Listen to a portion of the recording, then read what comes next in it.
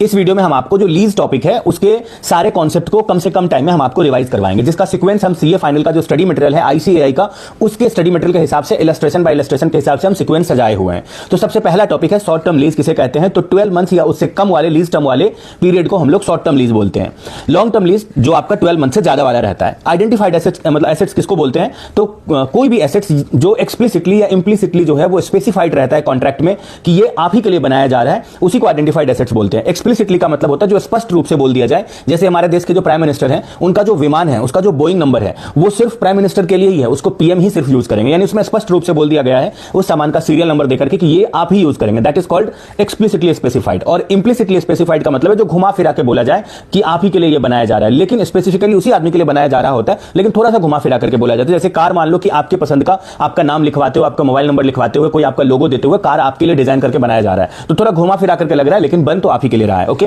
तो ये दोनों ही कंडीशन में उस एसेट्स को पहचाना जा सकता है, that is called identified assets. उसके बाद है substantive substitution right. Substitution right यानी जब कोई सेलर आपको सामान या जब कोई लेसर जो है वो आपको सामान लीज पे दे देता है, लेकिन उसके पास वो सामान को सब्स्टिट्यूट करने का राइट रहता है। फॉर एग्जांपल, आप किसी मिठाई दुकान में गए और आप उसको बोले कि तुम मुझे जो है वो 10 पीस रसगुल्ला दो, तो वो एक ठो मतलब डब्बा में निकाल करके रख दिया और आप बोले मुझे यही चाहिए, यही डब्बा वाला चाहिए, उसके ऊपर में वो एक गार्डर लगा दिया, रबर लगा दिया, ठीक है। और बाद में आप बोले हम आधा घंटा बाद आकर के ले लेते हैं, ठीक है। जब आप आधा घंटा बाद आए तो बस उसके ऊपर का जो रबर लगाया था ना, सिर्फ वही वो चेंज किया था, अंदर का रसगुल्ला पूरा सेम था जो आप चूज करके गए थे, तो आप उसको कुछ नहीं बोलोगे, बिकॉज ये आपके लिए सब्सटैंटिव नहीं है, जो सिर्फ वो रबर चेंज किया है ऊपर का, बाकी सामान तो सेम ही है। तो सब्सटैंटिव सब्स्टिट्यूशन राइट का मतलब होता है कि जो आपको सामान दे रहा है वो किसी ऐसे चीज का चेंजेस कर देगा जिससे आपको फर्क पड़ने लगे, ठीक है। अगर ऐसा कोई चेंजेस का राइट आपके सामान देने वाले के पास, बेचने वाले के पास है, तो इसको लीज नहीं बोलते हैं भाई, तब ये सेल माना जाएगा। ओके, तब इसको लीज नहीं बोलेंगे, तब हम ऐसा बोलेंगे कि ये आइडेंटिफाइड एसेट्स नहीं है। अगर आइडेंटिफाइड एसेट्स होना होता तो जो सामान हम बोले हैं वही सामान मेरे को चाहिए, सामने वाले के पास उस सामान को सब्स्टिट्यूट करके कोई दूसरा सामान भी दे सकता है, ये अधिकार नहीं होना चाहिए।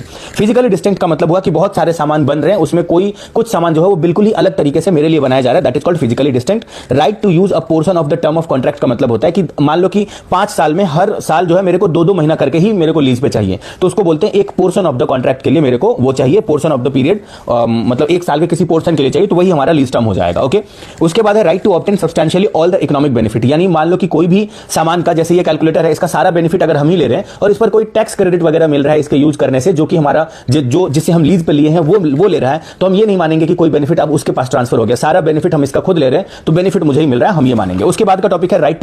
To direct the use of an assets. मान लो कि हम किसी से बाइक लेते हैं लीज पर और वो मेरे को बोलता है कि प्लीज ज्यादा स्पीड में मत चलाना और ज्यादा इस पर ओवरलोडिंग मत करना। इसका ये मतलब नहीं है कि वो मेरे को कोई मेरे यूज को कंट्रोल कर रहा है, यूज तो पूरा मेरे ही कंट्रोल में है, वो मुझे कुछ प्रोटेक्टिव राइट दे रहा है कि भाई इस सामान को गलत तरीके से इस्तेमाल मत करना। तो यहां पर यही माना जाएगा कि इस सामान का जो यूज का कंट्रोल है वो मेरे ही हाथ में है, यानी लेसी के हाथ में है। Okay, identify and separate lease component का मतलब होता है कि सबसे पहले ऐसे समझ लो कि identify and separate lease component का मतलब होता है कि मान लो कि हम घर में टेलीविजन खरीदे, ओके, एंड उसका रिमोट खरीदे, तो रिमोट अलग से तो वो मुझे नहीं दे सकता था, टेलीविजन और रिमोट अगर दोनों मुझे लीज पर वो दिया तो हम उसको सिंगल कॉन्ट्रैक्ट ही मानेंगे, हम ये नहीं बोलेंगे टेलीविजन अलग है और रिमोट अलग है, भाई दोनों एक दूसरे से इंटर रिलेटेड है, तब उसको सिंगल लीज ही माना जाएगा। उसके बाद है identify different component in the contract. मान लो एक आदमी से हम बिल्डिंग भी रेंट पे ले रहे हैं, उसका मेंटेनेंस भी करवा रहे हैं और हम जो है वो मतलब उस पर जो है वो कोई टैक्स के लिए भी हम उसको पैसा पे कर रहे हैं, ठीक है। तो जो बिल्डिंग हम उससे ले रहे हैं ये लीज कंपोनेंट है, जो मेंटेनेंस का हम उसको पे कर रहे हैं ये नॉन लीज कंपोनेंट है। ओके, और जो अलग से कोई टैक्स वैक्स हम उसको पे कर रहे हैं ये लीज कंपोनेंट या नॉन लीज कंपोनेंट कुछ नहीं है, क्योंकि जब लेसी को कुछ मिल रहा होता है लेसर से, तभी हम लोग उसको काउंट करते हैं कि ये लीज कंपोनेंट है या नॉन लीज कंपोनेंट है। लेकिन टैक्स के बदले अगर हम कुछ उसको पे कर रहे हैं तो इसमें मुझे कुछ मिल तो नहीं रहा है, हम लेसी हैं, मुझे कुछ मिल तो नहीं रहा है। हम जब उससे घर लेंगे लीज पर तब मुझे वो घर मिला, सर्विस लेंगे मेंटेनेंस का तो मुझे मेंटेनेंस मिला उस घर का, लेकिन हम उसको किसी टैक्स की वजह से पे कर रहे हैं, तो ये नॉन लीज कंपोनेंट या लीज कंपोनेंट में नहीं आएगा, इसको इग्नोर करेंगे। आगे बढ़ते हैं। लीज टर्म में क्या आता है कि नॉन कैंसिलेबल पीरियड प्लस अगर एक्सटेंड भी किया जा सकता है लीज टर्म को, और ऐसा क्वेश्चन पढ़ के लग रहा है कि फ्यूचर में वो एक्सटेंड करेगा, उसको फ्यूचर में इसमें ज्यादा बेनिफिट दिख रहा है या कोई इंप्रूवमेंट का काम कर दिया जिसकी वजह से एक्सटेंड करके ही उसका पूरा बेनिफिट उठा पाएगा, उसका भी उस एरिया में रहने का बहुत मन है, तो इस तरह का कोई सिम्टम्स अगर क्वेश्चन में दिखे तो एक्सटेंशन वाला भी पीरियड को जोड़ करके हम टोटल लीज टर्म जो है ये कैलकुलेट करते हैं। अदरवाइज जो नॉन कैंसिलेबल लीज टर्म रहता है सिर्फ उसी को हम लोग लीज टर्म मानते हैं। फिक्स लीज पेमेंट का मतलब होता है कि जब क्वेश्चन के स्टार्टिंग में ये पता चल जाता है कि मिनिमम इतना तो लीज देना ही पड़ेगा, वही हमारा फिक्स लीज पेमेंट है। दूसरा जो कोई ऐसा रहता है जो प्रॉफिट के ऊपर में बेस्ड करके दिया रहता है या तो हमारे यूसेज के ऊपर में बेस्ड करके दिया रहता है, क्योंकि वो फिक्स नहीं है, क्योंकि ईयर कंप्लीट होगा तब पता चलेगा, तो उसको लीज पेमेंट में नहीं कंसीडर करेंगे। लीज पेमेंट फिक्स अमाउंट को कंसीडर करता है। चेंजेस इन लीज टर्म और रेंट और डिस्काउंट रेट। इसका मतलब है कि जब आप एक बार लीज पे ले लिए और बीच में ही कहीं लीज टर्म आप चेंज किए या डिस्काउंट रेट चेंज किए या नहीं तो आप उसका रेंट चेंज किए, तो इस वजह से क्या होगा कि जो बीच में जब आप चेंज किए तब तक जो चेंजेस होना चाहिए, एक बार आप इनिशियली सारे लीज लायबिलिटी को कैलकुलेट कर लोगे प्रेजेंट वैल्यू ऑफ फैक्टर को अप्लाई करके। उसके बाद क्या करोगे कि जब आप उसमें चेंजेस किए हो उस दिन का लीज लायबिलिटी का क्या वैल्यू है वो, और प्लस चेंजेस होने के बाद जो उसका लीज लायबिलिटी होना चाहिए उसके, इस दोनों के बीच के कंपैरिजन में अगर आपका लायबिलिटी बढ़ रहा है तो आपका एंट्री हो जाएगा रो एसेट्स टू लीज लायबिलिटी, और लायबिलिटी घट रहा है तो इसका उल्टा एंट्री पास हो जाएगा। आगे हम आपको बोलते हैं सीपीआई का मतलब होता है कि कंज्यूमर प्राइस इंडेक्स अगर कभी चेंज होगा तो इसकी वजह से रेंट चेंज हो सकता है। अनगारंटीड अगर रेसिडुअल वैल्यू रहेगा जिसका कोई गारंटी नहीं लेगा लेसी, तो डेफिनेटली लेसर इसको लीज पेमेंट में ऐड किया हुआ होगा। अगर आपको कॉस्ट जानना होगा लीज पेमेंट का तो अनगारंटीड रेसिडुअल वैल्यू का जो प्रेजेंट वैल्यू होगा वो आपको कैलकुलेट करके लीज पेमेंट जो पर ईयर होगा उसमें से माइनस करना पड़ेगा, तभी आपको कॉस्ट ऑफ लीज रेंट पता चलेगा। सब लीज का मतलब होता है कि जब आप किसी को जो है आप 5 साल के लिए किसी से लीज पर कोई सामान लिए और उसको आप किसी और को लीज पर दे दिए, दैट इज कॉल्ड सब लीज। ओके, लेकिन जब आप किसी को दे रहे होते हो और आप 60% आप जितना लीज टर्म के लिए लेते हो उसका 60% तक के लिए अगर आप सब लीज कर दोगे तो उसको फाइनेंस लीज माना जाता है। यानी 5 साल में 3 ईयर तक के लिए अगर आप किसी और को दे दोगे तो फाइनेंस लीज होगा, और उससे कम के लिए दोगे तो वो फाइनेंस लीज नहीं, वो ऑपरेटिंग लीज होगा। ऐसा हम इसलिए कह रहे हैं बिकॉज ये रूल है। ओके, अगर देखो 3 जो है वो 5 का 60% है, तो 60% तक आप किसी और को दोगे तो फाइनेंस लीज, और फाइनेंस लीज होने पर उसका क्या अकाउंटिंग होगा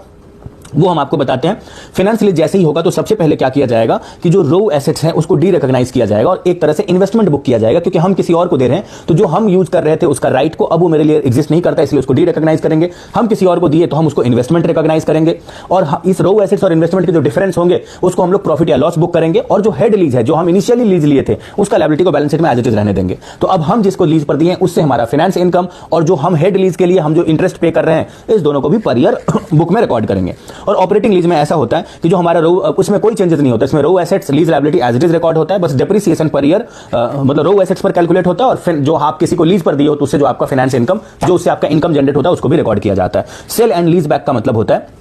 कि जब फेयर वैल्यू से भी ज्यादा प्राइस पर आप किसी को कोई सामान बेचते हो, मतलब आप उसको सेल करते हो, तो जो एक्स्ट्रा पैसा फेयर वैल्यू से ज्यादा देते हो वो एडिशनल फाइनेंस माना जाता है। और जब फिर वही चीज वो आपसे लीज बैक आप ले लेते हो तो वो लीज रेंट में वो इंक्लूडेड होगा। इसलिए जो एडिशनल फाइनेंस है उसका कितना पोर्शन है लीज रेंट में ये निकालने के लिए हम लोग फॉर्मूला यूज करते हैं, lease rent into additional finance divide by fair value. जो अमाउंट आता है उसको लीज रेंट में से माइनस करके जो बचता है उतना ही लीज रेंट है, रिमेनिंग हमारा एडिशनल फाइनेंस का पोर्शन है लीज रेंट में।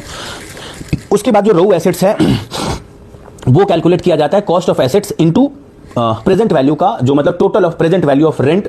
डिवाइडेड बाय फेयर वैल्यू निकाला जाता है। ओके, गेन जो है अगर आप कैलकुलेट करेंगे टोटल तो फेयर वैल्यू माइनस कॉस्ट करेंगे तो टोटल गेन आएगा, लेकिन गेन 2 पार्ट में डिवाइड होगा। गेन का एक इस्तेमाल सेलर लेसी कर रहा है और एक बायर लेसर कर रहा है। तो सेलर लेसर मतलब सेलर लेसी कितना कर रहा है ये एक बार कैलकुलेट करेंगे, total gain divide by fair value into present value of total lease rent paid, और जो ये आ जाएगा उसको टोटल रेंट में से माइनस करके gain relating to buyer lessee calculate हो जाएगा। यही हमारे को आगे काम आएगा सोल्यूशन में। जब हम जर्नल एंट्री पास करेंगे सेलर लेसी के बुक में तो हम बोलेंगे कि कैश अकाउंट डेबिट जो टोटल कैश मिला सेलर लेसी को, रो एसेट्स अकाउंट डेबिट जो भी कैलकुलेट किए थे, टू बिल्डिंग यानी जितने कॉस्ट का बिल्डिंग इसके पास से गया है, टू फाइनेंस लायबिलिटी